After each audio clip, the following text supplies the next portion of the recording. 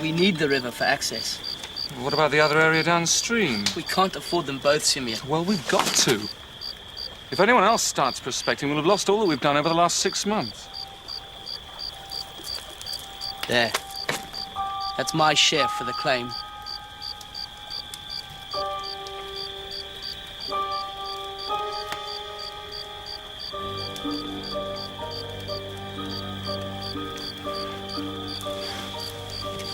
I'm off at first light. I should make Pretoria in 4 days. We'll be back in 10, eh? In 6 months, we'll be rich. Good night, Herod. Good night.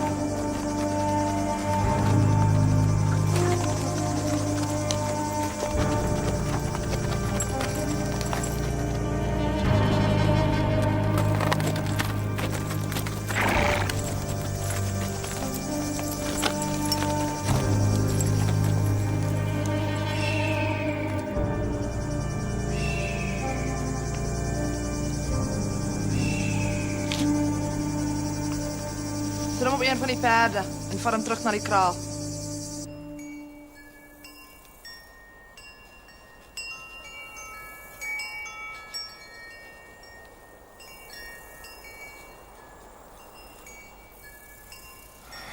Who the hell are you? Stella de Zeigter. And you? Lee. Simeon Lee. How long have I been here? This is your third day.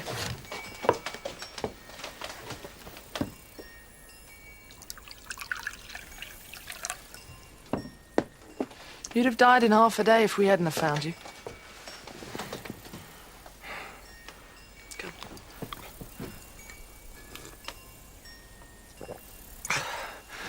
Thanks. I was, mauled by a lion. Yeah, I know. I took the bullet out. All right. My partner attacked me. That's what diamonds do to people, eh? Don't worry, they're safe.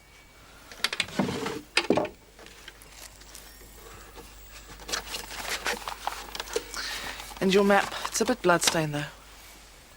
Do you, live out here all by yourself? My father got tired of trying to marry me off.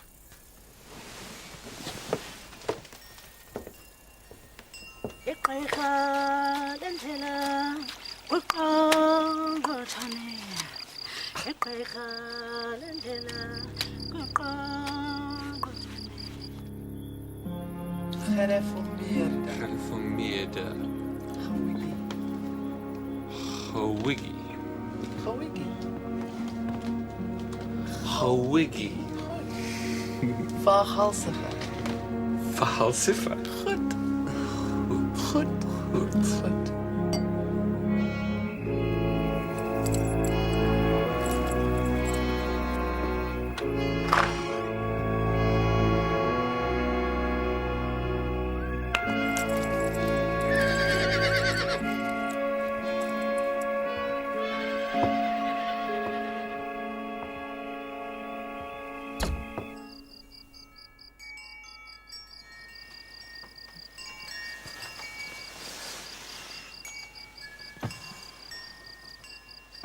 Simeon?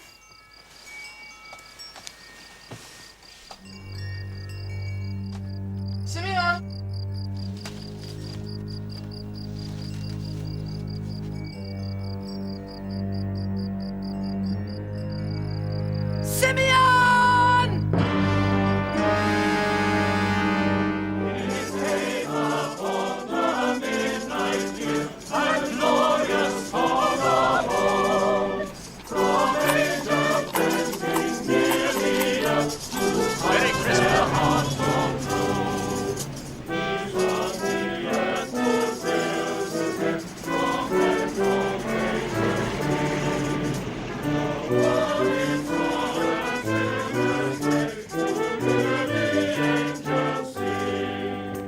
Happy Christmas. And to you, sir. Thank you very much. Well, that's the last decent meal I'll get till the new year, I expect. You are not looking forward to your Christmas, Chief Inspector? We're going to Mrs. Japp's family in Wales. If they start singing again... I shall think of you, Chief Inspector, as I sit down to my simple repast. For Poirot, it will be a quiet Christmas. With my radio, perhaps, a book, and a box of exquisite Belgian chocolates. Well, listen, Poirot. Think of me on Christmas morning, when you open this. Oh, thank you very much, Chief Inspector. Merry Christmas, Poirot. Merry Christmas to you.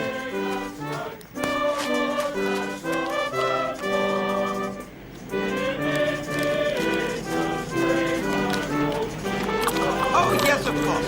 There we are, my dear. And a very happy Christmas to you. Thank you.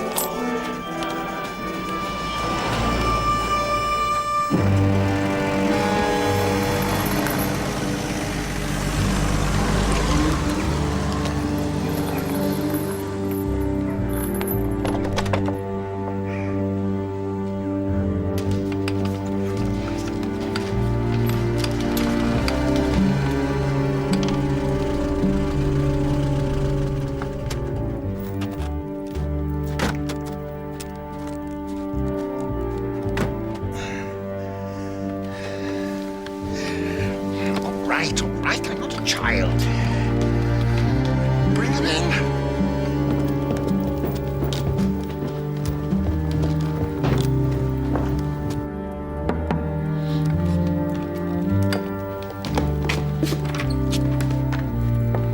Mr. Simeon Lee? Yes. Have you got them?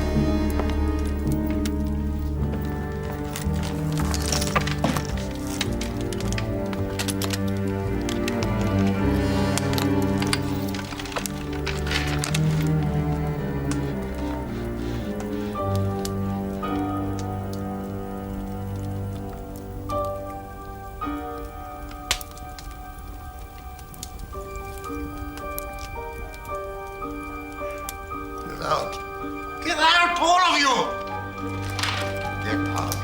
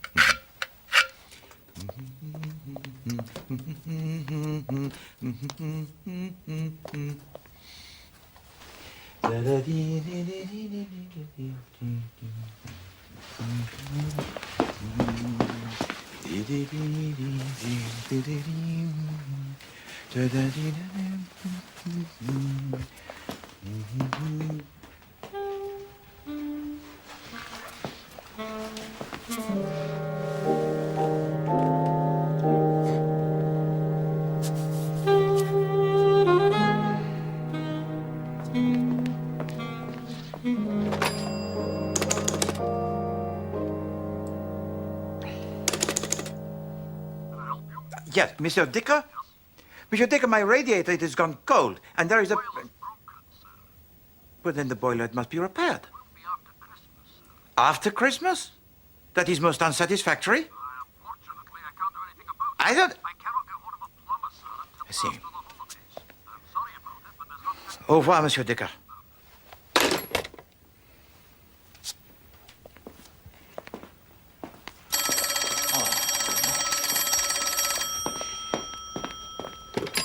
Yes. Hercule Poirot? Yes, it is I, Hercule Poirot, who speaks. I need a detective to come and stay here in my house for Christmas. Now, don't say no just like that. Hear me out. Superintendent Sugden of the Shropshire Police recommended you. I do not know. I don't care if you don't know him. He knows you. My life is in danger. Have you received any threats, Monsieur? Simeon Lee. Oh, well, you'd have to be here to understand. Tell to me, if you please, Monsieur Lee. Does your house have the central heating? What? Yes, of course. Very well. Poirot will be there tomorrow. Give to me, if you please, your address. I saw 3 ships come sailing in on Christmas Day, on Christmas Day.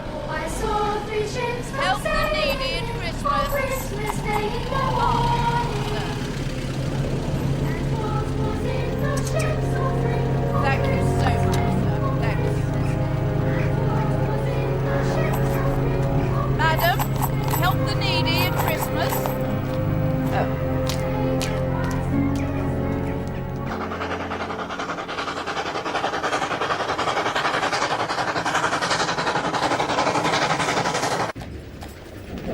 ready to order, sir?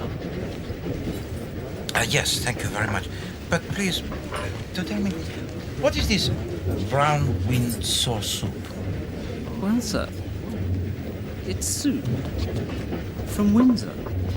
I see. But then I will have this brown Windsor soup, followed by have a saddle of savory. Okay if I share your table? Of course.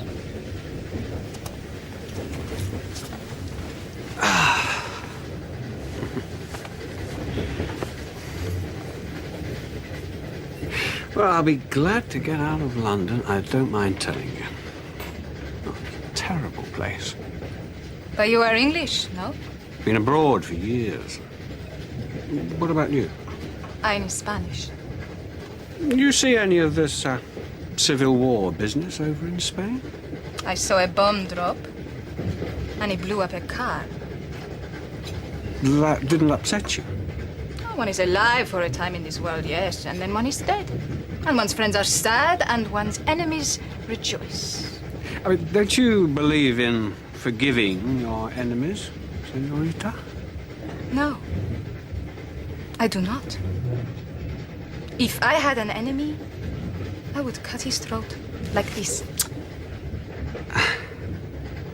I wouldn't like to be your enemy, Senorita. But it does not look very delicious. Well, sir, it is brown Windsor soup. What brings you to England? I'm going to stay with my English relations. They are very rich, I think. They live in a big house called Gorston Hall. Good God. What is it? You must be Jennifer's girl. My mother's name was Jennifer. I'm Harry Lee. Jennifer was my sister. Does the family know you're coming? Oh, yes. That's more than they do with me.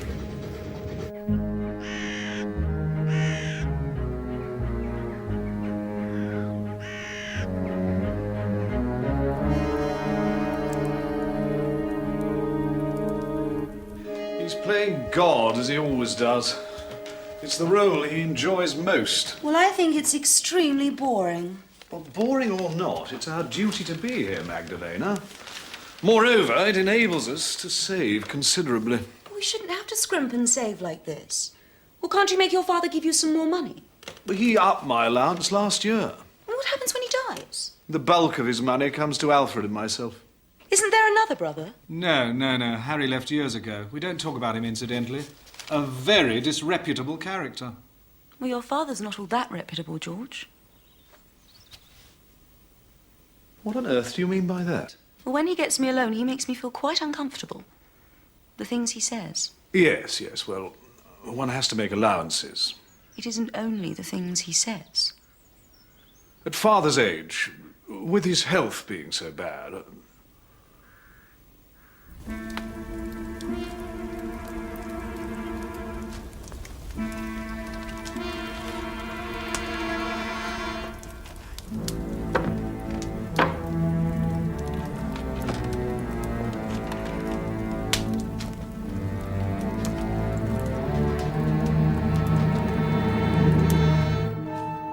Must you always give in to him, Alfred? He's a very old man, Lydia. Well, he'll get older and more tyrannical. Oh, why must we have George and Magdalena for Christmas? Father hasn't seen George for a long time. He's very good to us, you know, Lydia. Oh, Alfred. Magdalena's going to be frightfully bored anyway. Well, why George has to go and marry a girl 20 years younger than himself, I shall never know. He always was a fool. Well, I suppose she's been quite a help to him in his constituency. All right, what is it, Horbury? Beg pardon, sir. Is it convenient if I take the car? Mr. Liz asked me to go to the station and meet some more guests.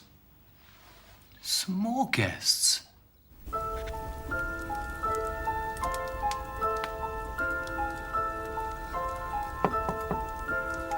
Wait a minute!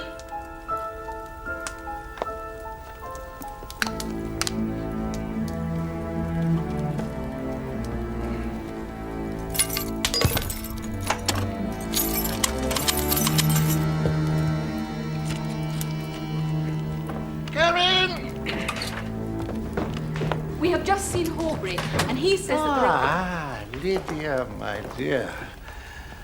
What a nice colour you've got. he says there are to be more guests for Christmas. Just straighten my legs for me, would you, my dear?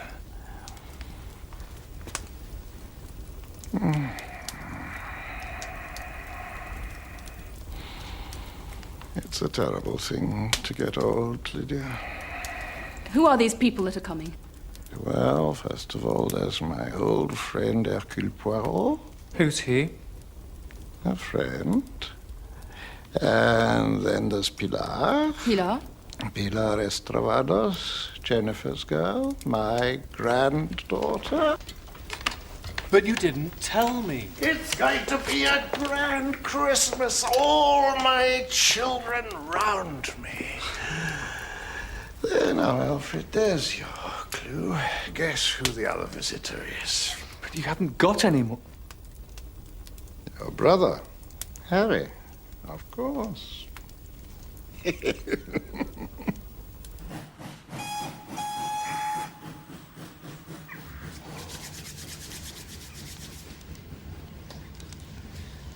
What do you think of the spats?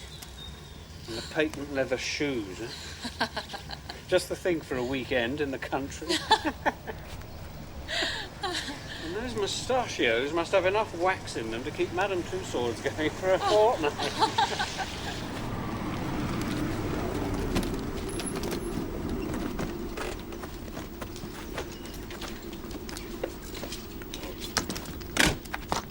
Mr. Stravados? Yes? Mr. Simeon Lee sent me to meet you. Mr. Harry Lee? Sure. I'll put your bags in the booth.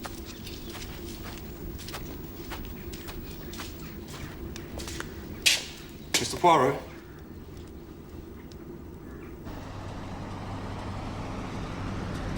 You were a friend of the old bastard Simeon. I am a friend of Mr. Lee. There's no good you calling him Mr. Lee, chum. There'll be more Mr. Lees than you can shake a stick at Gorston this Xmas. And I'm one of them. Harry Lee's the name. Hercule Poirot. Pardon? Poirot. Hercule Poirot. French, eh? No. I'm a long-lost uncle. Tell him your name, Pilar. Pilar Estravados. You two should get on, being foreign.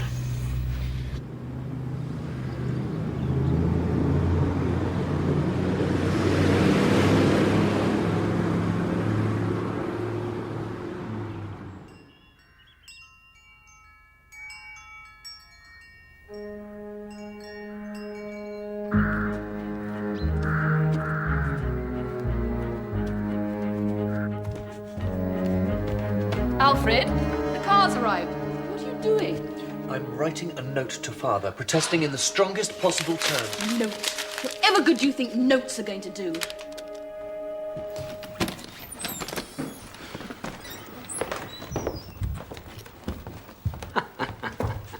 Bless my soul if it ain't Tresillian.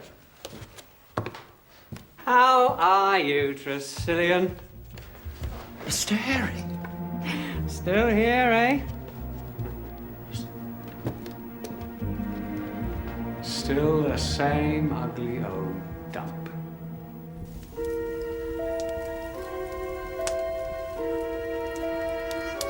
You don't look very tough. Hercule Poirot is a detective, not a bodyguard, monsieur. Oh, is he? Got a brain, has he? Good thing somebody has. All my sons are complete nincompoops. I've probably got better sons scattered all over the world. Born on the wrong side of the blanket. My family hate me, you know. It is not hard to see why, Monsieur Lee. They're frightened of me. It is often the way with men who are old and rich. Well, anyway, I'm going to make an announcement this evening, and then they'll have good cause to hate me. What do you want? You wanted to see Miss Estravados, sir. She's outside. All right. One more minute. What is it that you wish me to do here, Monsieur Lee? Keep your eyes open. Keep your ears open. Bien, what am I looking for? What am I listening for? You'll know when it happens.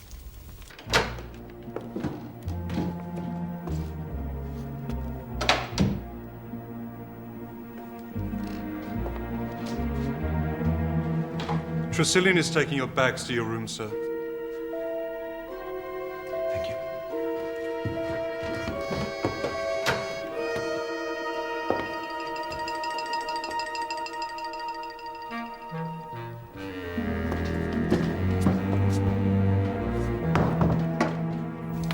I've been a very wicked man, Pilar. What do you think of that? The nuns say all men are wicked. Nuns. But I don't regret it. I've enjoyed every moment of it. I've cheated and I've stolen and I've lied. And the women. You shocked, Pilar? Why should I be shocked? Men always desire women. That is why wives are unhappy. Go to church and pray. You are the devil's brat. Well, you like me to sit here with you, grandfather? Yes, I do. It's a long time since I was close to anything as young and beautiful as you are. It warms my old bones. Ah, but you don't fool me. Don't think I don't know why you sit here listening to me droning on. Money. All right. I'll show you something.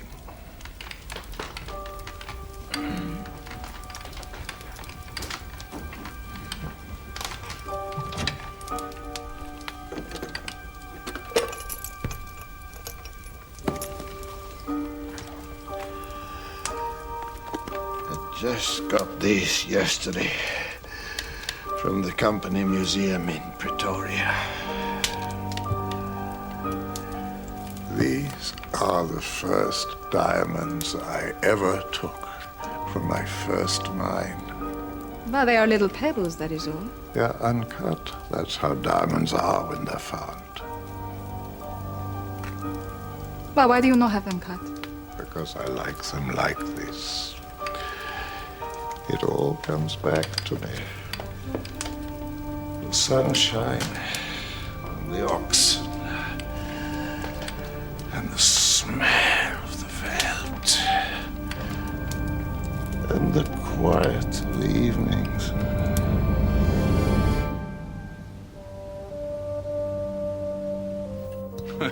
It is unfortunate that these so-called Republicans have forced him to take the action he has taken. But take it from me, Generalissimo Franco has right on his side. Well, yes, it is always reassuring to hear the opinion of an expert on these matters. I see what you're driving Can I top at, anybody's woman. glass up? You're very tanned. Have you spent time in South Africa too, like your father? No, only a year or two. I've been in Argentina mostly, well, apart from my time in Macau. I'm afraid I've been absolutely nowhere. Could I have a word, Lydia? I'm sorry. Excuse me. How about you? I've remembered who this Hercule Poirot is. He's a detective. The police? Oh, surely not. He's one of those private detectives. But why should your father want to... Excuse me, sir. What is it, Horbury? Mr. Lee's ready to see you all now.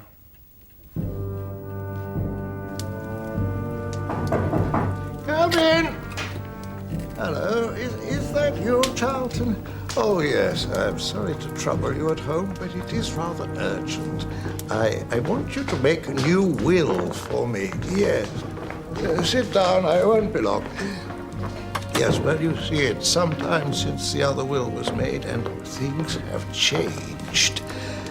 No, I don't want to spoil your Christmas. Come over on Boxing Day. Or the next day, yes, I shan't be dying just yet. Goodbye. You're all looking very glum. What's the matter? Harry, I don't know you anywhere, even after all these years. Your taste in clothes hasn't improved, I see. Good to see you, Dad. You're looking well.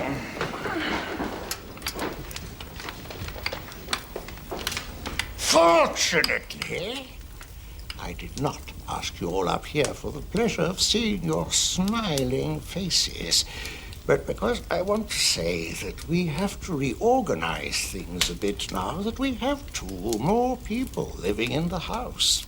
What do you mean?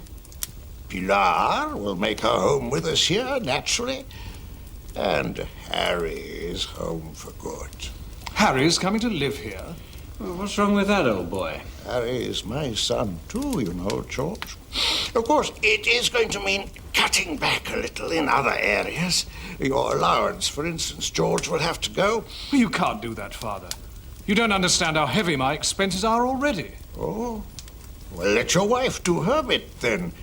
She could make her own clothes. Even my wife could make her own clothes. And she was one of the most stupid women it's been my sorrow to meet. You've no right to talk about our mother like that. Right! Right! You've no rights, any of you. You're just a set of namby-pamby weaklings. Has any of you produced one grandson for me? No! Hold hard, Dad. Ah, I'm just sick to death of the lot of you. Get out! Get out, all of you! Get out! Get out!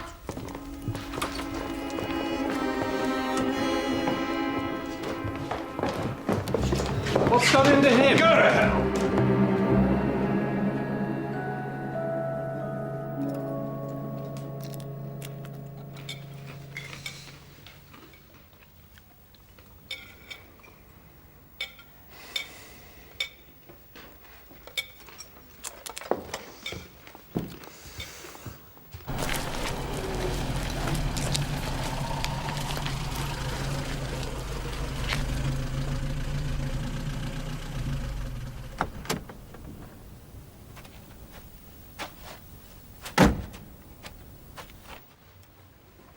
I blame you, Alfred. You've had charge of him here.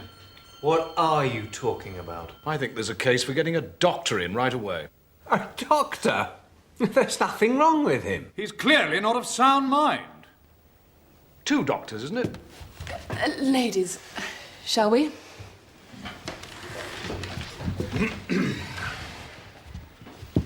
Shall I announce you, Superintendent? That's all right, Tressilian. Mr. Lee's expecting me. Come and have some coffee. The gentleman will be through in a minute. Over here? It's wonderful that you could come, Pilar. It's wonderful for me, too, to meet my uncles and aunts and this grand house. After 7 years. Yeah, but I've got these blokes chasing me for cash. I was having a word at a cocktail party with Buffy, and you know he has the ear of the PM, right? Who was it? Mr. Sugden, Superintendent of Police. Watch what you're doing. I'm sorry, Mr. Tressilian. You've got no right to go touching things. What did he want, this police superintendent? He's collecting for the police orphanage. Oh? And did he get anything? I'm sure he did.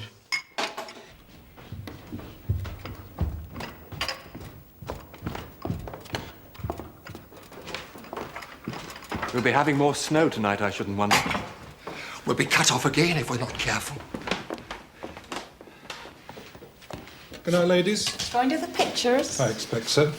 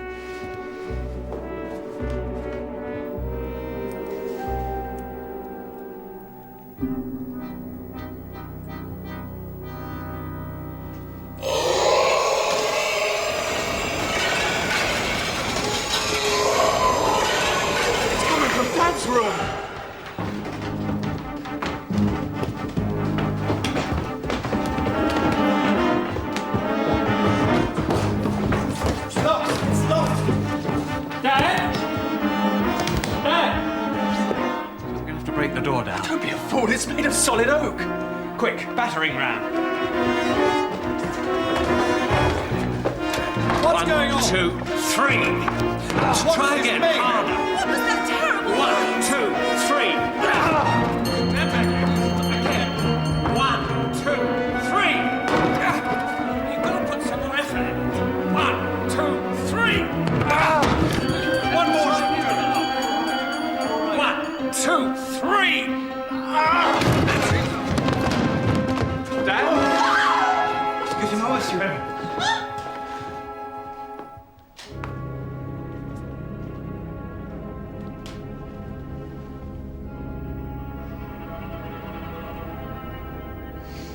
I've forgotten my book. I didn't know whether to open it, sir.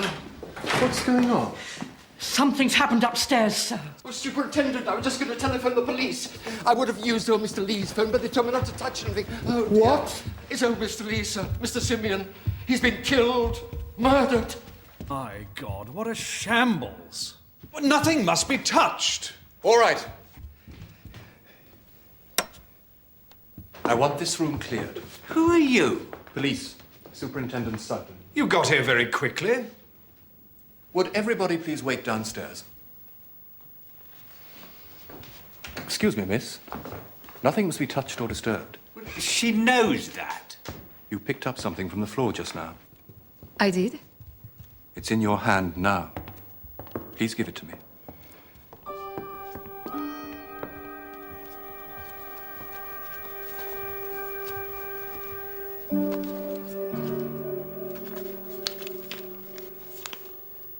Ah, you must be Mr. Poirot. Superintendent. Lucky we had a detective here on the spot. Perhaps. Stay in here, would you? Look. Don't touch it.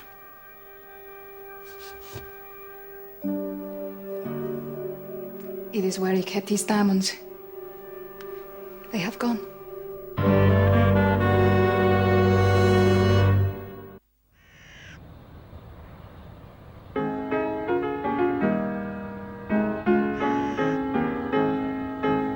Ding dong, merrily on high, in heaven the bells are ringing. Ding dong, merrily the sky is ringing with angels singing.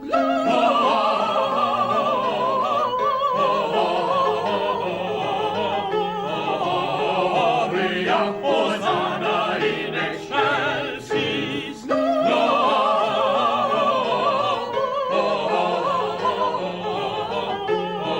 Gloria, Hosanna in excelsis.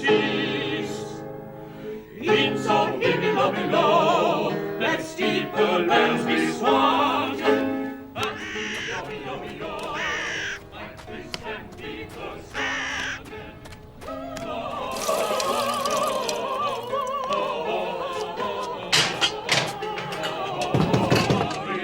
Hosanna in excelsis. What are you doing here, Poirot? I've come to rescue you, mon ami.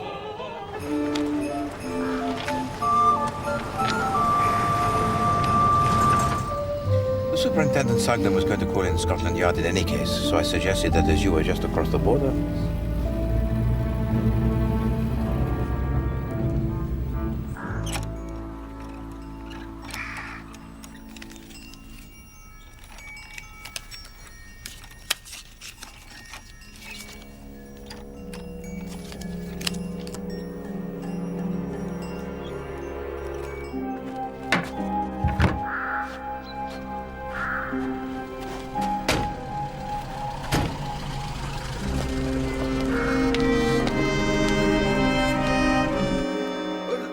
It must have been the work of a lunatic. That's your theory, is it? Isn't there some mental home in the vicinity? A homicidal maniac? How do you suppose this homicidal maniac gained admittance to the house, Mr. Lee? The only door that wasn't locked was the kitchen door, and the kitchen staff didn't see any homicidal maniacs. Well, Pardon. No. Come in, Mr. Poirot. I have the Chief Inspector Japp with me, Superintendent. Japp? From Scotland Yard. This is a pleasure indeed, Chief Inspector. Thank you, sir. I expect you're used to this kind of thing, Chief Inspector, but murders are few and far between in this part of the country. I imagine so, sir. Well, I was just about to ask Mr. George Lee here the crucial question. Oh, yes? Which is, of course, Mr. Lee, where were you at the time of the murder? I was in here. On the telephone. Calling my agent in Westringham, as a matter of fact. So you were actually in this room when you heard the noises from upstairs? The crashing about and screaming. Yes. Mr. Poirot tells me these diamonds have gone from the safe, sir. Yes. I'm getting a few more men in from Shrewsbury to do a thorough search of the house and grounds. But the theft of the diamonds may not be as indicative as it seems. Forgive me, but I don't understand, Superintendent. Mr. Lee telephoned me yesterday afternoon. He wanted me to come over and see him at 8:15. Made a special point of the time. What's more, he told me to tell the butler that I was collecting for some police charity. Well, Mr. Lee's an important person in these parts, so I did as he said. He told me that several £1,000s worth of uncut diamonds had been stolen from his safe. He thought. He thought? He said they definitely were missing, but that only 2 people could have done it. And one of them might have done it as a joke. I have yet to meet anybody in this household, Superintendent, that has even the most rudimentary sense of humor. He didn't happen to name these people, did he, sir? No, he didn't, Chief Inspector. But it's odd. He wanted me to go away and come back again in about an hour. Said he'd have a clearer idea then about if he'd been robbed or if it was a joke. I can tell you, by this time I was getting pretty fed up with Mr. Lee. But of the 2 people that he suspected, is it possible that one could be a servant and the other a member of his family? And if it was family, he didn't want to drop them in it. Well, yes. Perhaps my visit was just meant to put the frighteners on them. So you left? Yes, I did. It wasn't worth my while going all the way home, so I went and sat in the car. I was just on my way back. I was to use leaving the orphanage subscription book behind as an excuse, when all this hell broke loose.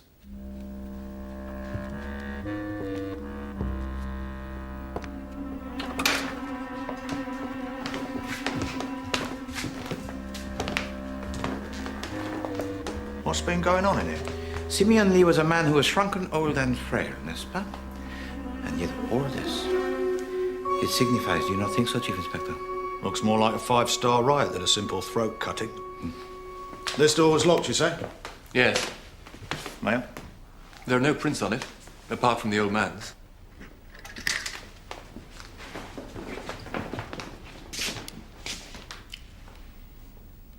You observed the little scratches at the ends of the barrel, Chief Inspector? It's been turned from the outside, using long-nosed pliers. But why, mon ami? So that we would think that Simeon Lee locked the door himself and that it was suicide? So suicide most strange, n'est-ce pas? Who hurls around the room or the furniture and then screams before he commits the act? Suppose Mr. Lee put up more resistance than the murderer expected and made such a racket that he had to get out quick before he had time to put the room to rights. He couldn't have got out through the window? All bolted shut. This one isn't. But it's locked in that position for ventilation. But is it not a possibility that Simeon Lee did in fact commit a suicide, but wanted it to look like murder? Why would he do that? Because Simeon Lee was a man most vengeful, Chief Inspector, and had not a great love for his family. Blimey.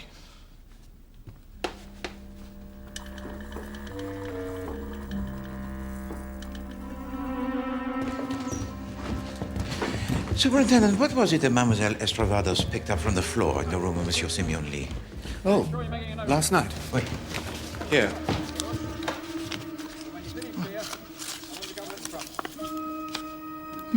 In detective stories, it's the sort of thing that solves the whole mystery. What do you think? A little wooden peg. And a little rubber ring. Keep them if you like. If they've got anything to do with the murder, I'll retire from the police force. No. I would not deprive you of them, mon ami. Tell me, what was it that made you recommend me to Monsieur Simeon Lee? I didn't. What time was it you went out last night? Just after 8 o'clock. I went to the cinema in Oswestry. It's only 10 minutes in the bus. Anybody see you there? I was with a young lady. Oh, yes? What's her name? Doris Buckles, sir. She works in the United Dairies in Markham Road. I didn't have anything to do with this, sir. What can you tell us about the diamonds Mr. Lee kept in his safe? Nothing, sir. They arrived the day before yesterday. Mr. Lee said they came from his old company museum in Africa. It's not very pleasant when a murder happens in a house. Nobody said it was.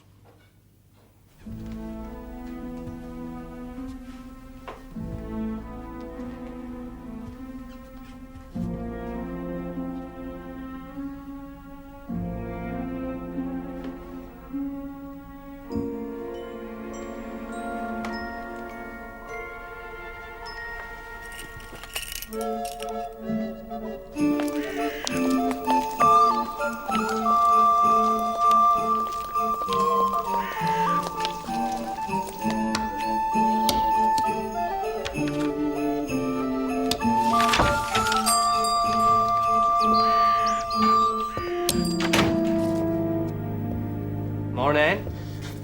Good morning. Can I help you? No, thank you. Just looking.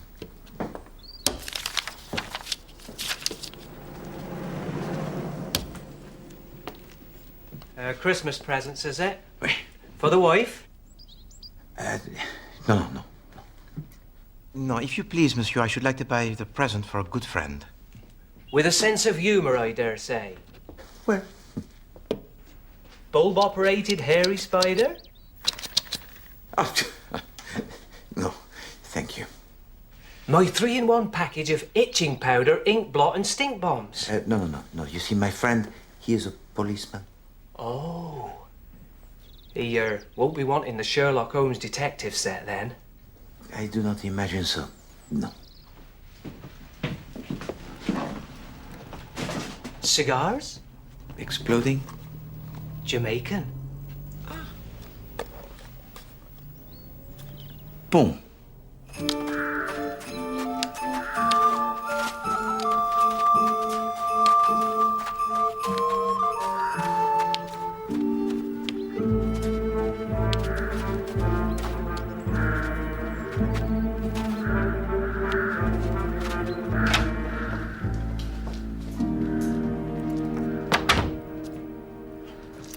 Bonjour, Madame Lee. Bonjour, Monsieur. Good morning, Mr. Poirot. Pardon, Madame, but I do not understand that which you do. Oh, it's just a hobby of mine. Miniature gardens.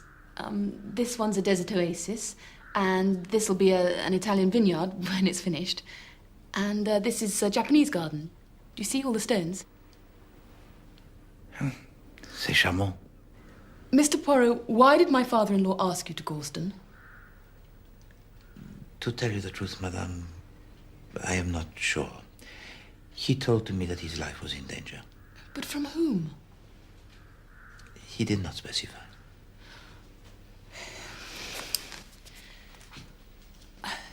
There is somebody I don't trust. Aubrey's only been with us a year and...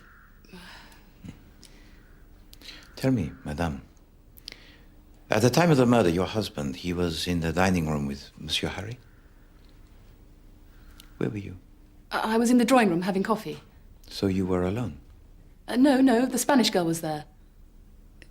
No, she wasn't. She went out a couple of minutes before. First Magdalena went, and then Pilar went. So you were quite alone? Yes, I suppose I was. And tell me, who was the first to arrive at the door of your father-in-law? I was. It's locked! It's locked! And you saw there no other person? No other person who came out of the room? Of course not. Tell me, Monsieur Lee, I have to, I'm afraid, ask the questions most obvious as well as the subtle ones. Did you know the combination of the safe belonging to your father? No, nobody did. But it would have been easy enough to discover. You must find out who did this awful thing, Mr. Poirot.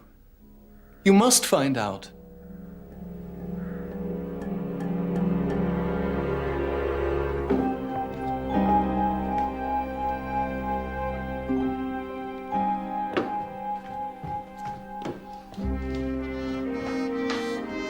Very violent sort of blokes, these Africans. Europeans do not figure too badly in the Arts of Violence, Chief Inspector. Nah, but it gives you the creeps, this place, doesn't it? You are too sensitive, mon ami. That's true. Chief Inspector. What is it, Poirot? We know of two possible motives for the murder of Monsieur Simeon Lee. One is a simple case of the theft of the diamonds. And the other's old Simeon's will. Did someone want him dead before he could make the changes he was threatening? Précisément. No. You'll go in off if you do that. Now, grip the butt of the cue firmly and... Ah, good morning. Mr. Harry Lee, I presume. And who are you? Chief Inspector Japp, Scotland Yard. Brought in the big guns, have they? I'd like a word with Miss Estravados. Estrabados. Yes. In private.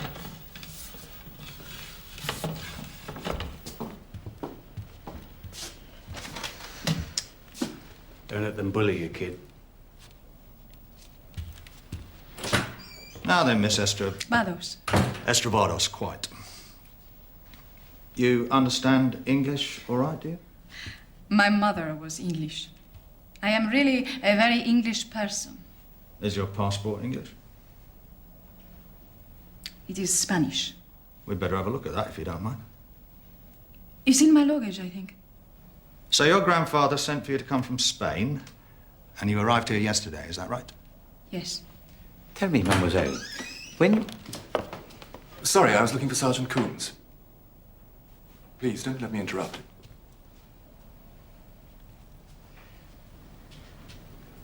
When you first met your grandfather, what did you think of him? He was very, very old. He had to sit in a chair, and his face was all dried up. But I like him all the same. I think that when he was a young man, he must have been very handsome. Like you. There you are, sir. I think I'd better go and find Sergeant Coombs. Now, these diamonds that have been stolen, They were not like diamonds. Just very ugly little stones. so he showed them to you, did he? Didn't give you any of them, I suppose. No.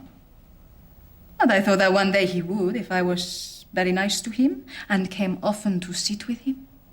Because old men, they like very much young girls.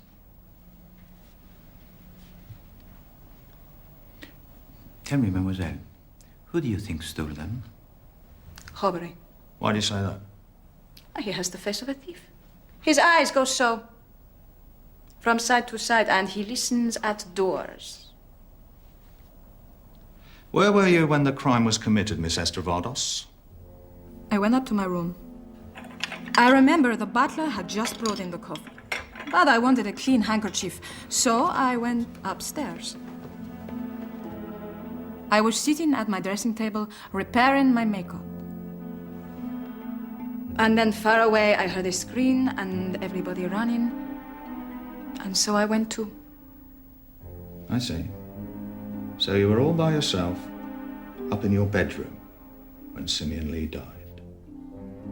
Yes. Yes, I was.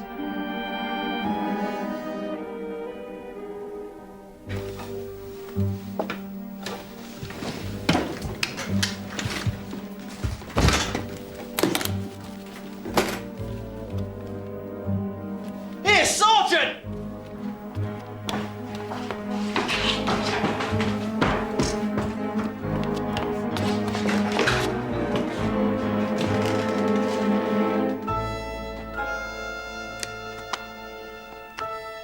Empty.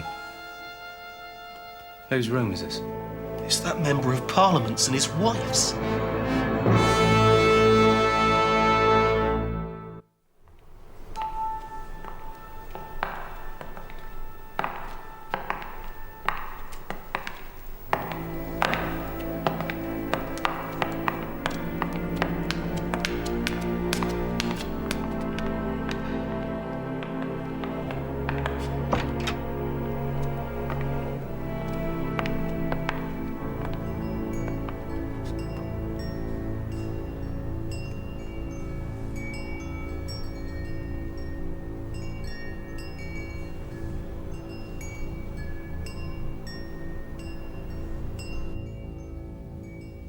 You know what I think, Poirot?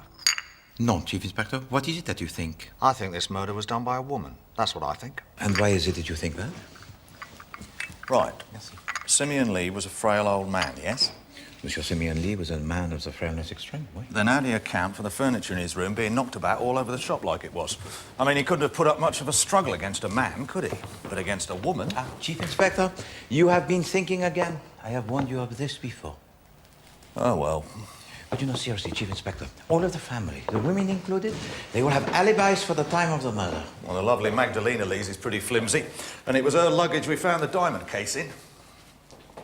If I'd stolen the diamonds, do you really think I'd be stupid enough to leave the box in my own luggage? Would you tell us where you were at the time of the murder, Mrs. Lee? In the drawing room? In the drawing room with Mrs. Lydia Lee? No, I'd come in here to telephone. Was anybody in the room with you? No. It was a private call. I was alone. How long were you in here, Madame Lee? What's it got to do with you? Just answer the question. How should I know? 15 minutes? 20? You know how long it takes to put a call through in the evening. It was a trunk call, then? Well, of course it was. But you don't honestly think I'd know anybody in this godforsaken dump, do you? Well, one of them's lying. The lovely Magdalena can't have been in there alone making a phone call the same time as her husband was in there alone making a phone call. Exactement. Perhaps we should tax them with this together, Chief Inspector. Here's another thing I've been thinking, Poirot. Boy, on the desk in my room you'll find my spectacles. In your room, madam? There's something not quite English about this murder. Comment? This throat slitting. Not quite our style.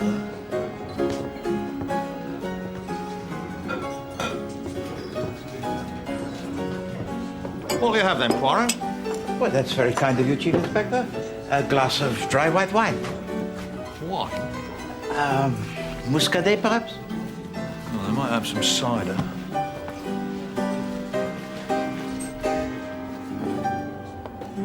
Hello, Hercule. How are you doing? Let me buy you a drink. No, merci. The Chief Inspector Japp is already buying me one. So, it was the glamorous Magdalena had the diamonds all the time, I hear. The leather box, but not the diamonds. Ah, Mr. Lee, I've been looking for you. Well, you only had to look in the nearest pub. But tell me, though, what do you think of the opening times in this country? Sit down for a minute. Good health.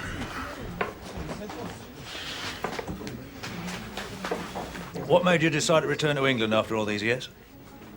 Thought the fatted calf would make a welcome change. Now, my father wrote to me a year or so ago, suggesting that I came home, so I came. And Monsieur Alfred, how did he feel about your return? Alfred's always been jealous of me. You see, he was the good, stay-at-home, stick-in-the-mud son. Tell me, Monsieur Lee, what do you think was the purpose of the confrontation that your father had with his family before dinner last evening?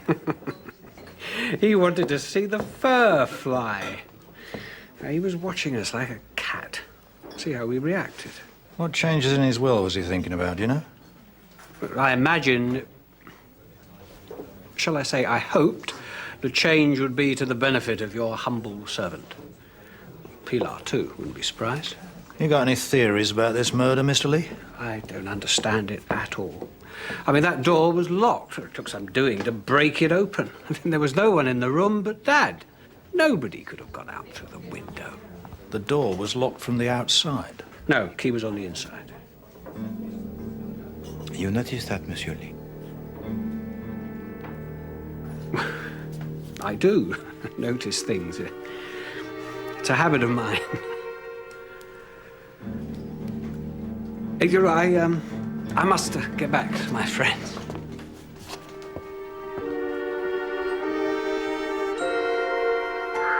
I've been feeling very queer. Very queer indeed. It is indeed a business most odd. Oh dear, it gave me quite a turn, it did. When I went into the hall and there was this strange man standing there. And Mr. Harry's voice said, "Still here, Tressilian? Alive? the same as ever. Must have been a feeling most strange. It seems sometimes, sir, as if the past isn't the past at all. It seems to be the bell rings and I go to let someone in. Doesn't matter if it's Mr. Harry or Mr. George, Superintendent Sugden even. And I'm saying to myself that I've done all this before. It is most interesting, Tressilian. Yes, well, I'd just like to check some times with you, Mr. Tressilian. When the noise started upstairs, Mr. George Lee was telephoning. Can you confirm that? Oh, somebody telephoned, sir. It's the bell rings in my pantry here. If anybody lifts the receiver to dial an under, there's a faint noise on the bell here. And about this fellow Horbury, the valet, he was definitely out of the house by 8:15? It was a bit before that, I'd say, sir. It was just after the superintendent arrived. I remember particularly because he broke a coffee cup. Horbury broke a coffee cup? How was that? He was just lifting it up, admiring it like, and I happened to mention that Superintendent Sugden had arrived, and he just dropped it. Did he indeed?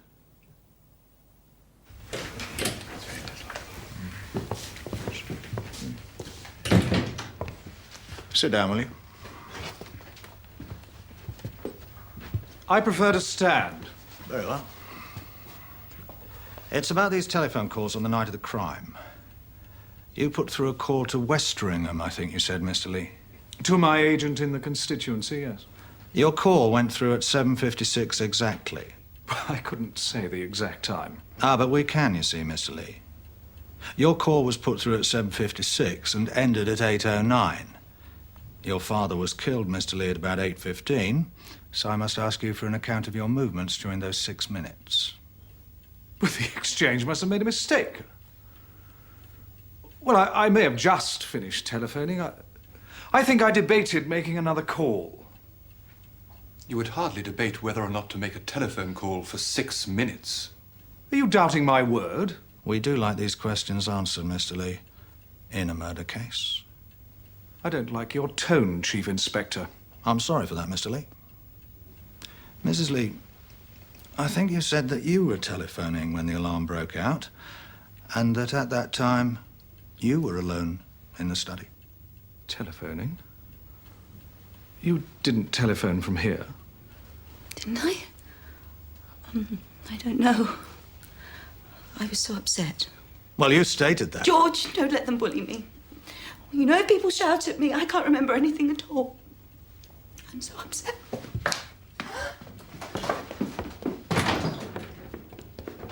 I won't have my wife treated like this. It's disgraceful. She's a very sensitive woman.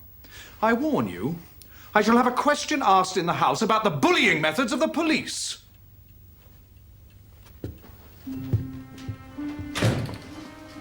She'll be back. In about 5 minutes, I should say. When she's worked out a story, eh, Poirot?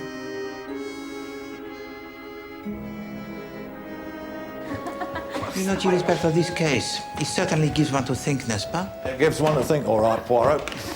Stop it!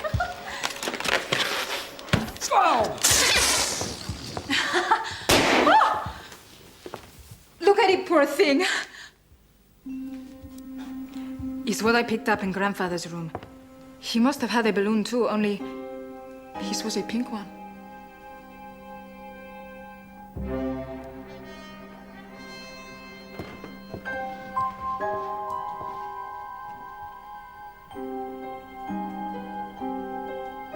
You seen a ghost or something, Poirot? Chief Inspector, I might just have done precisely that.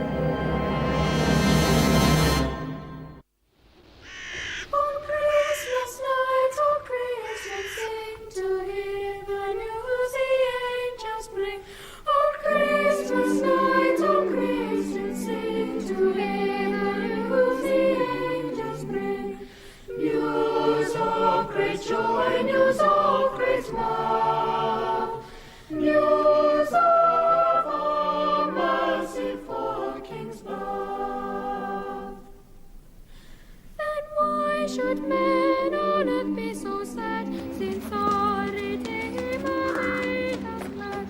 Then why should men on earth be so sad, since our Redeemer Goodbye, sir. Goodbye, and Merry Christmas. Ah, Madame Lee. Monsieur Poirot. Funnily enough, I wanted a word with you. I can trust you, I know, Mr. Poirot. You look so kind. You see, this doesn't have to go any further, does it? I mean, you don't have to tell that awful policeman. I wanted to telephone somebody. A friend of mine. A man. And I didn't want George to know about it. I know it was wrong. I do not judge, madame. No. Anyway, I went to telephone after dinner when I thought George would be safely in the dining room. For 7 years. I've got these blokes chasing me for cash. Only when I got there, I heard him telephoning, so I waited. Almost. And where did you wait, madame? There's a little place for coats and hats and things just by the door. And I slipped back there where I could see George come out of the study. Only he didn't come out. And then I heard all the noise, and I heard Mr. Lee screaming. Anyway, it would be very, very awkward for me to talk about this in front of George. You do see that, don't you?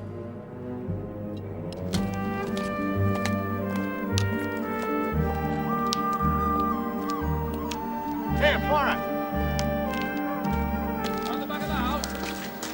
Listen to this. Good afternoon, Sergeant. Sir? Tell Mr. Poirot what you just told me. Well, sir, the superintendent asked me to make a few inquiries, like about any reason that Horbury might have for being a bit careful about the police. Did you find any reason, Sergeant? That he did. Extorting money under threat in Bedfordshire. Modified blackmail. The case couldn't be proved, so he got off. Yeah, but he could not have possibly have committed the murder. His lady friend said he was at the cinema, and everyone agrees that he left the house before 8 o'clock. Yes, I know. Blessed infuriating. Tell him the other thing, Coombs. Well, sir, we also made an inquiry or two about Mrs. George Lee. Magdalena Jones, as she was when she was living with a Commander Jones down in Hambledon. Passed her off as his daughter, only she wasn't. And before that, she was Madeline Potts of Willesden. She left with most of the commander's savings and debts all over Hampshire. Thank you very much, Sergeant. I do not think that one is as simple as she seems, Chief Inspector. On the night of the murder, she said that she went to telephone a man, but she overheard her husband on the telephone and concealed herself until he finished. Well, it sounds like about her dap.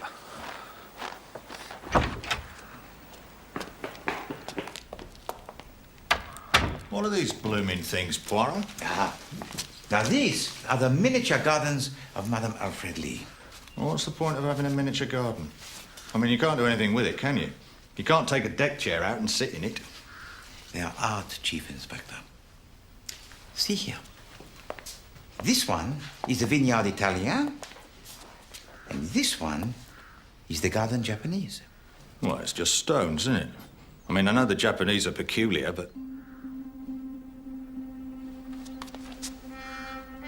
What are you looking at?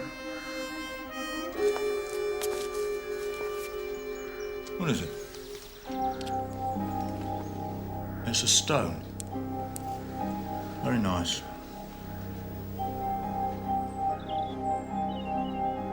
Nicer than you think, Chief Inspector.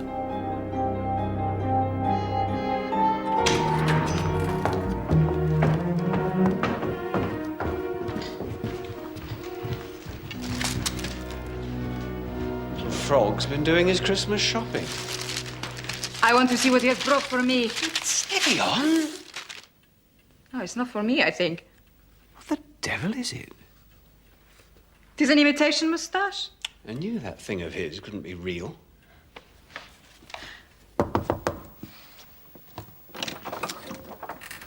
What is it? We'd like a word, Mrs. Lee, if that's convenient.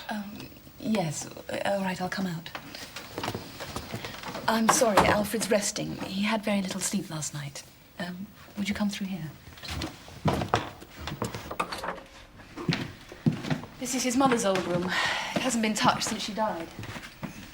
Tell me, madame, your husband, he was very attached to his mother. He adored her. We were wondering if you could explain these. What are they? Uncut diamonds, Mrs. Lee. We found them in your Japanese garden. My dear Chief Inspector, if I'd stolen the diamonds, I would have just dug a hole in a flower bed somewhere and buried them there. Oh, have you still really no idea who can have done this awful murder? We got more idea who didn't do it. Oh, please, God, let it be a stranger, not a member of the family. It might be both. What do you mean? It might be a member of the family and at the same time a stranger. It is merely a little idea that has occurred to the mind of Hercule Poirot. The official reading of the will generally takes place after the funeral of the deceased. However, as that will not now be until after the inquest, I have been asked to give you the bare bones of Mr. Simeon Lee's testament now. Asked by whom? Interested parties, Mr. Lee. The main provisions of the will, which was made 10 years ago, are quite simple. Half Mr. Simeon Lee's property goes to his son, Mr. Alfred Lee. The remainder is divided equally between his other children. Alfred struck lucky again, as per usual.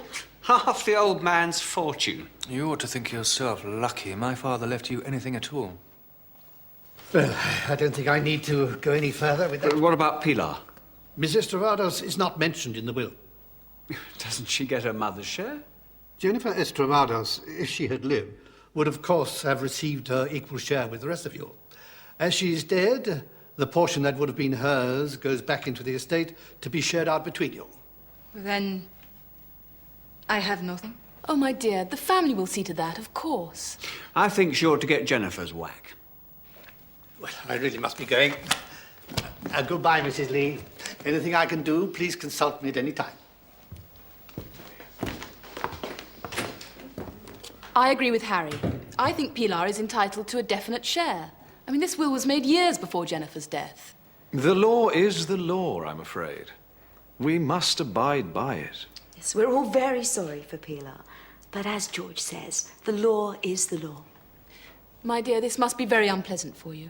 Would you please leave us while we discuss the question? Yes. Yes, very well.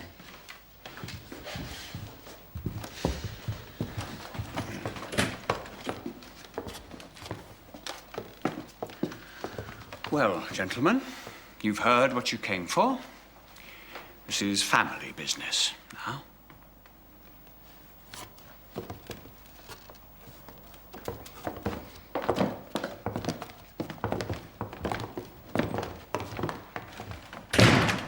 You really are a skinflint, George, aren't you, huh?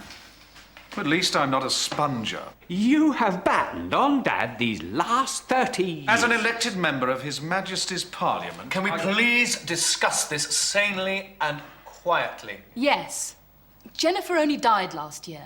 I am sure that when Simeon sent for Mr. Charlton, he intended to make provision for Pilar in a new will.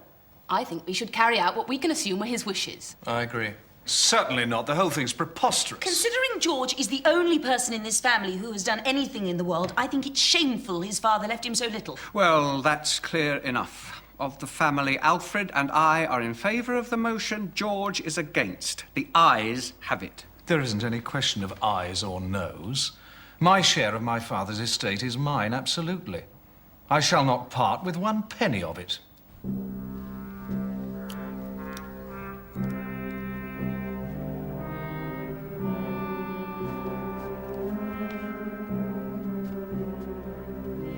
So who profits by the fact that Simeon Lee didn't have time to alter his will? All of them except the Spanish girl. So we can cross her off the list then? Yes. Well, maybe.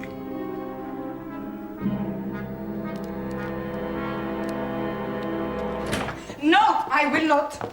It's all right, Pilar. Your blood right. You speak like that. That is why I cannot do it. But it's not a matter of charity. It's justice. You have all spoiled everything.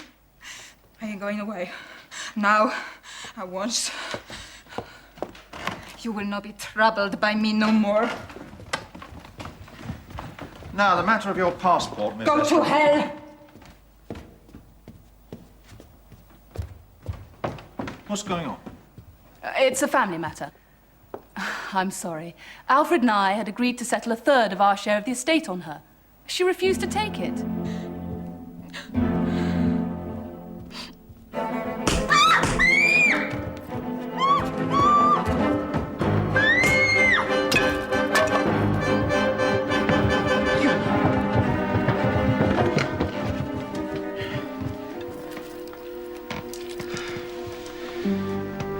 she's still alive.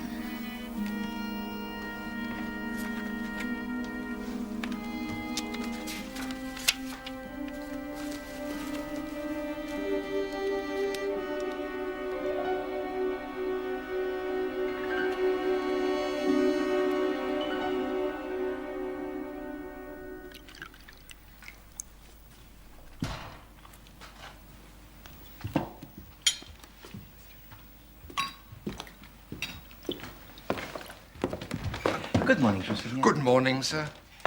Merry Christmas. Oh, thank you, sir.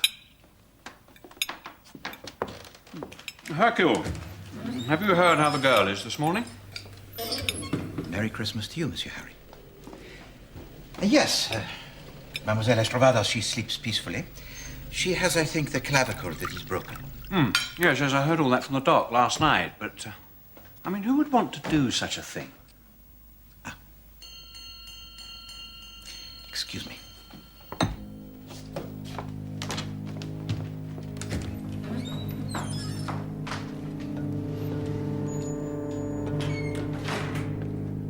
What have you got to tell me then, Poirot?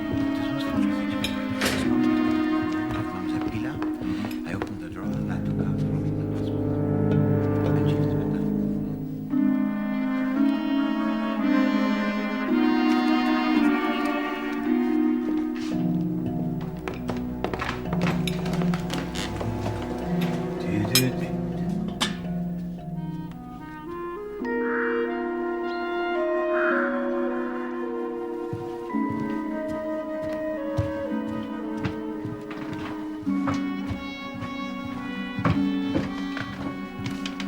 What's the meaning of all this?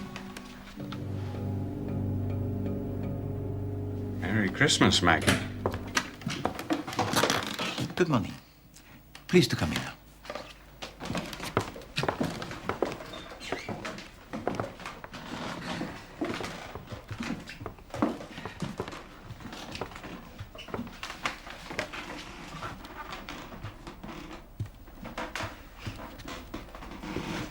Please to make yourselves as comfortable as possible. Mademoiselle Estrovados has something that she wishes to say to you. You think I am your niece, Pilar Estrovados? That is not so. I don't understand, Pilar. I would not have told you. Not ever, but for the money. To come here and pretend and cheat and act, that was fun. But when Lydia said that the money was mine and that it was only justice, it was no fun any longer. I am sorry. Pilar was killed when I was traveling with her in her car in Spain. And I had not much money and nowhere to go. And I thought, why should I not go to England and become rich? And when it began, it was fun wondering if I could... This is preposterous. This is criminal. Getting money by false pretenses. Well, she didn't get much from you, old boy, did she? So, I'm not your uncle anymore, eh? I'm afraid it's rather more serious than that. If she could lie about that, she could lie about anything. I'll tell you what I think, Miss... What's your name? Lopez. Conchita Lopez. Very well, Miss Lopez. I'll tell you what I think happened. When Mr. Lee found that the diamonds were missing, he sent word for you to come and see him immediately after dinner. You did so, and he accused you of the theft. You denied it. No, this is not true. I left the drawing room after dinner. I came up here to my room. I wanted a clean handkerchief, but then I thought I would go and see the old man. I thought he would be pleased. But when I turned out onto the stairs, I saw that someone else was there at his door. I slipped back into the corridor in case the person turned around. I did not want them to think that I was... Oh, I don't know the word. Ingratiating yourself. Yes. No. Go on, Pilar. Conchita. I heard those horrible noises, crashes, screams, and when the people came running, I came out at the end and joined them. Wait a minute. This is all very airy-fairy. You say you saw someone standing outside Simeon Lee's door. Who did you see? I do not know who it was. It was too dimly lit to see, but it was a woman. Rubbish. She's just saying anything to get off the hook. I always said an outsider killed my father. In my opinion, Simeon Lee, your father, he was killed by his own flesh and blood. One of us? I deny that. Oh, yes. There is a case against every person in this room. Nonsense. Balderdash! Eh bien, I will begin with the case against you, Monsieur Georges Lee. Now, wait a minute. You had no love for your father. You kept on good terms with him for the sake of money. On the day that he died, he threatened to cut down your allowance, but you knew that when he died, you would probably inherit a sum more substantial, and there is your motive. I never heard such... After dinner, you went to telephone. This telephone call lasted 13 minutes.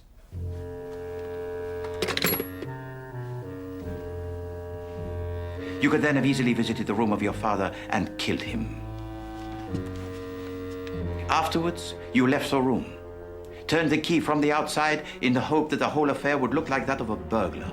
But you omitted in your panic to make sure that the window it was left open to support this burglar theory. And that was stupid. But you will pardon me for saying so, rather a stupid man. But you know, many of the stupid men have become criminals. How dare you speak to my husband like that? Ah, yes. Then there is, of course, Madame Lee. She also had a motive. She is, I think, in debt. And the tone of the remarks made by Simeon Lee would have caused her some uneasiness. Roger, you know this, She also has no alibi. She said she went to the telephone. But did she, in fact, make a call? And in any case, we only have her word for what she did. I suppose it's our turn now. Now, how do you suggest that dear Alfred killed his beloved father when we were both together in the dining room at the time? Eh bien, that is very simple, monsieur. You and your brother are on the terms very bad, n'est-ce pas? No, that is well known. But let us suppose that these bad terms are all part of a clever plot. Let us suppose that you and he have got together some time before. And then comes the night of the murder, which together you had planned so cleverly. One of you remains in the dining room, talking out loud and quarreling to make it appear as though there were two people in the room. While the other brother, he goes upstairs and commits the crime. I mean, I don't think you understand. You devil! But what if it was not a woman that Mademoiselle Lopez saw outside the room of Simeon Lee? What if Mademoiselle Lopez is again lying, but this time to support a man of whom she has grown rather fond? Now, look. No, you're wrong. It was me that Pilar saw. You, Lydia?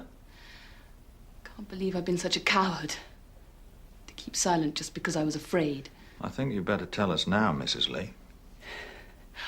I'd been thinking all evening about the unpleasant scene we'd had with Simeon before dinner. When Pilar... I'm sorry, Conchita left the drawing room, I decided to go up and see him. I was going to be firm with him. I was going to tell him that Alfred and I were leaving. Lydia? Yes, I was. I'd had enough humiliation, Alfred. I knocked on Simeon's door. There was no answer. I knocked again. Still no answer.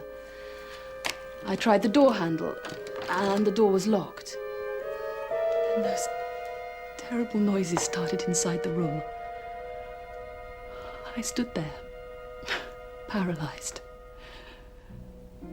And then Alfred and the others came running and battered down the door, and we saw inside the room. And there was no one there. Just Simeon lying dead. There was no one else there. Do you understand me? And no one had come out.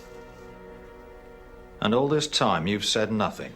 No, because if I had, there is only one thing that you could have thought. That I had killed my father-in-law. No, madame. When you heard those screams, most awful, when you heard the sounds of the struggle, Simeon Lee was already dead. Already dead?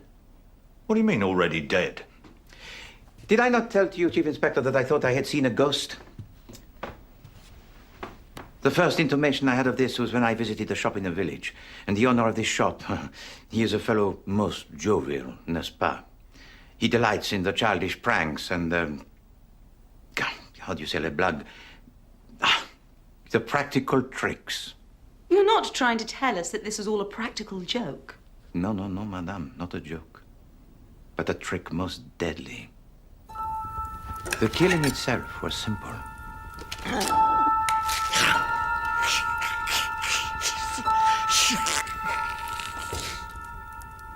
Our murderer sets the scene. The diamonds are taken from the safe, which had already been opened by Simeon Lee. As much furniture as possible is piled in the center of the room like a tower.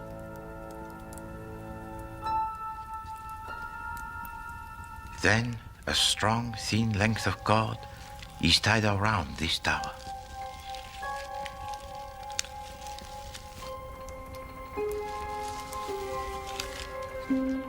The two ends of the cord are then passed through the narrow gap in the window and allowed to drop to the ground below.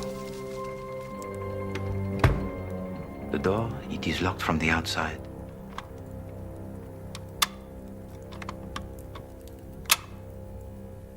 The stage, it is set. Our murderer walks casually away, waits a little while, then returns to the wall below the window and takes up the slack on both ends of the cord. And now at last the perpetrator has prepared the final element in his ruthless plot.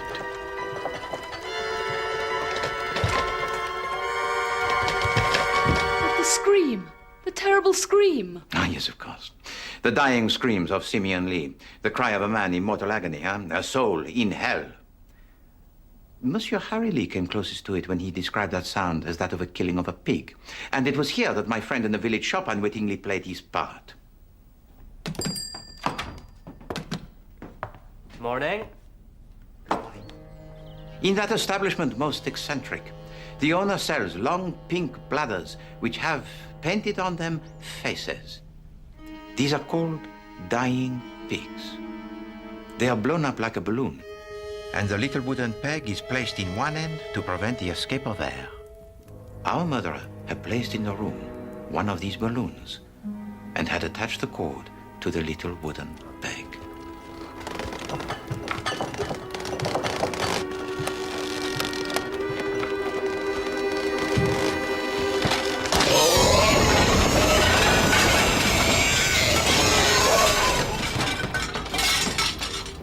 Plan accomplished. Our murderer then pulls the remains of the dying pig out through the window, leaving behind only the little wooden peg and the telltale fragment of the balloon. But you know, the most valuable clue in this case was uttered quite unknowingly by the butler Tressilian. He said that he felt strange. He said that he felt that things were happening that had happened before.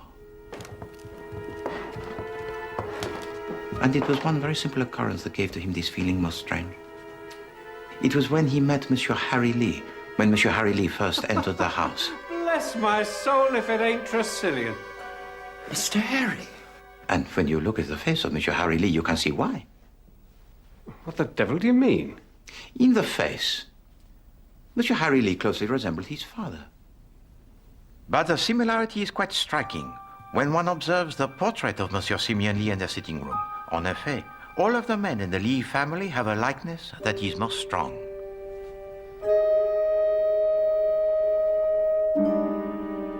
All right, Poirot. All very clever, no doubt. But who is this murderer we keep hearing about? Ah, the good Chief Inspector Japin. Always the one to make Poirot stick to his task. Eh bien, Chief Inspector, in order to answer your question, it is necessary that we make a short journey.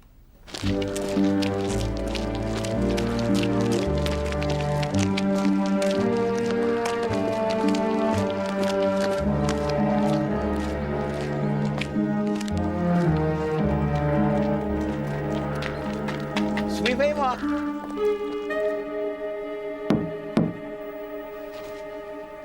I hope you know what you're up to, Poirot.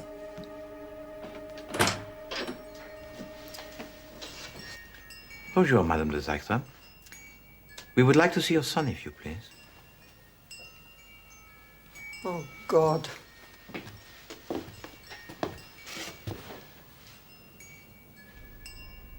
This was indeed the death of an evil man.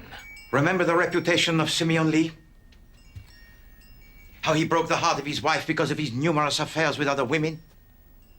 Remember also his boasts of the illegitimate sons that he had sired.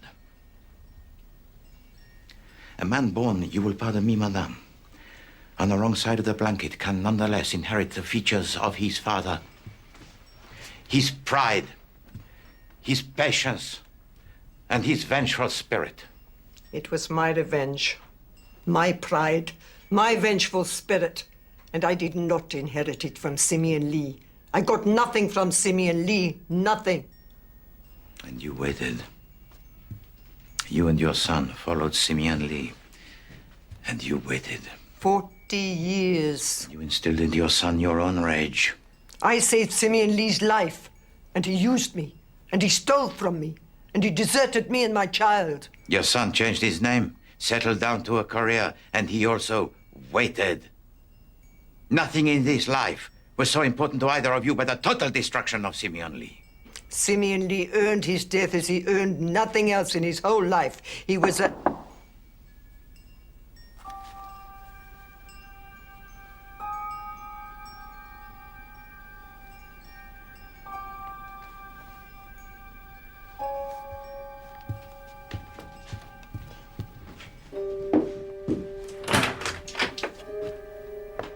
Come in, Superintendent.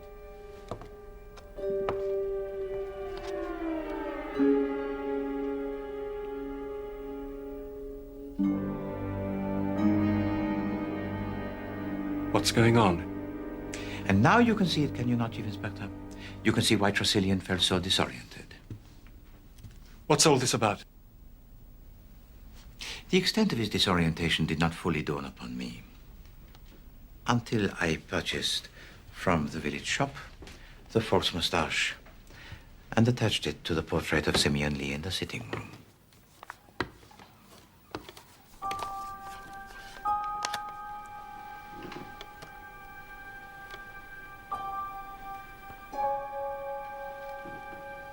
The likeness, it was extraordinary.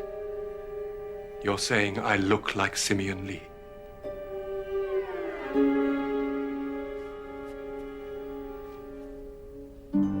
You are like Simeon Lee in almost every respect. None of that! You resemble very closely your father. And also, like your father, you are prepared to wait years, if necessary, for your revenge.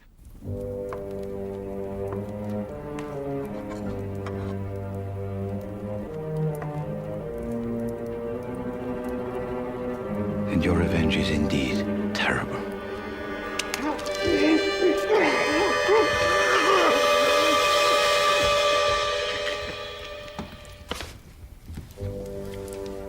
And so you embark on your ingenious subterfuge.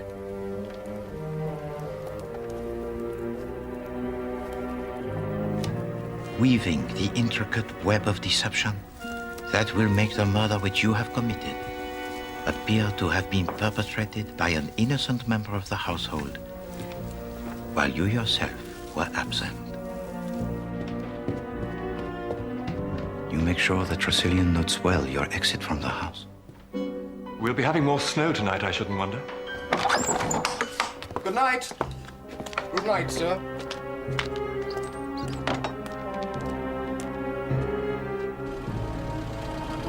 You stop halfway down the drive. Wait long enough to distance yourself from the crime in the minds of the family. And then return to the house.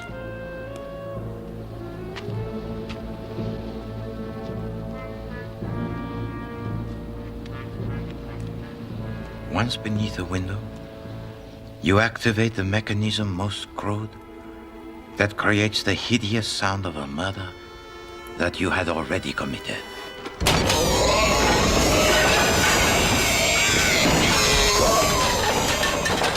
And then, to further your alibi, you find an excuse to actually come back into the house. I've forgotten my book.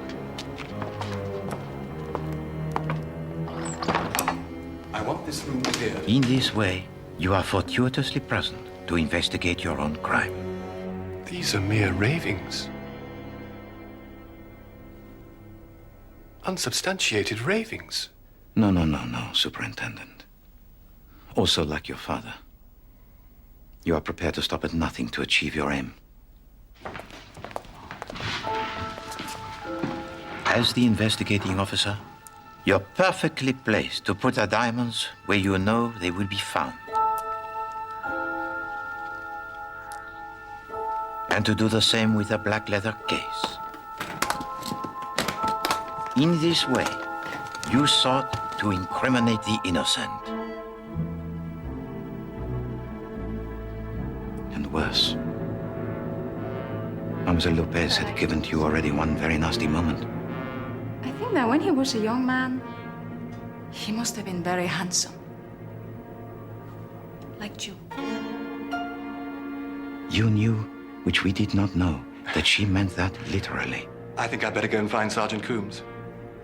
She saw the likeness, and then she made the discovery of the balloon.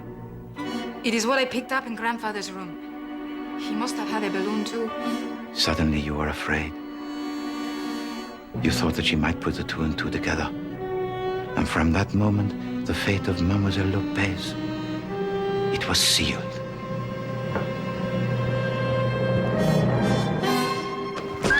It was indeed fortunate for her that at your first clumsy blows, she screamed, and you were forced to leave the task unfinished. Madre de Dios. Harold Sugden, I am arresting you on a charge of the willful murder of your father, Simeon Lee.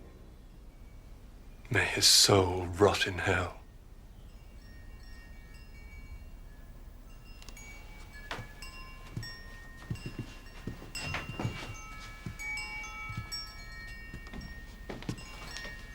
I'm sorry, Mother. We did well, Harold.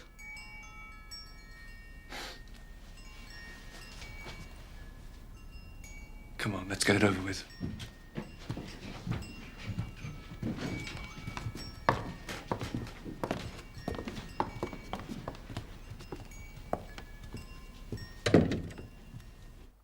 Angels from the realms of glory, wing your flight o'er the earth. Ye who glory. Now proclaim Messiah's birth. Gloria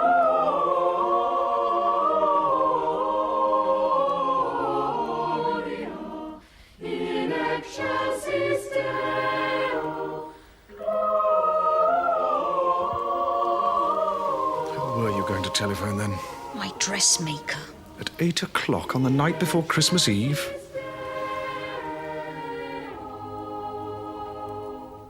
Why did old Simeon ask you down here in the first place? Because Superintendent Sugden wanted an expert witness to the proceedings to prove that he could not have been involved. So he asked Simeon Lee to invite me. But Sugden said he didn't. That is because he did not want us to know that he'd been in contact with Simeon Lee before.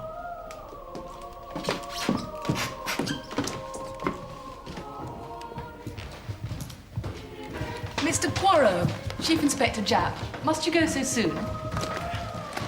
It is with regret, madame, but we have to catch the train. Monsieur Lee.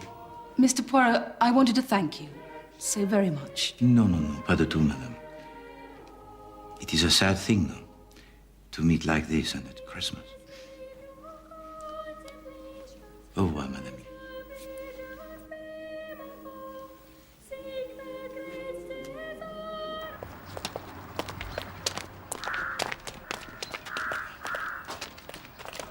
Monsieur Poirot, I wanted to say goodbye and to thank you. Mademoiselle Lopez. And might I suggest that in the future you maintain your own identity? It will cause, I am sure, much less of the complications. Harry and I are going to Paris. Well, she knows she'll be safe with an old man like me.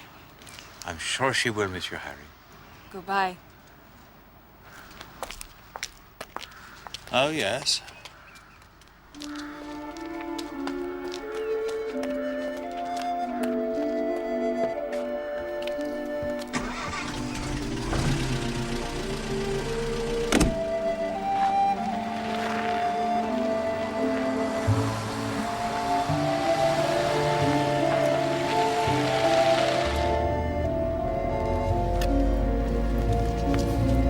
Merry Christmas, Chief Inspector.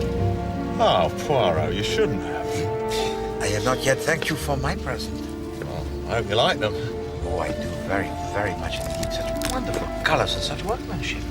Emily's been knitting away at those blessed gloves for months. Well, you must tell her how much I thank her and how much her skill it is appreciated. I will.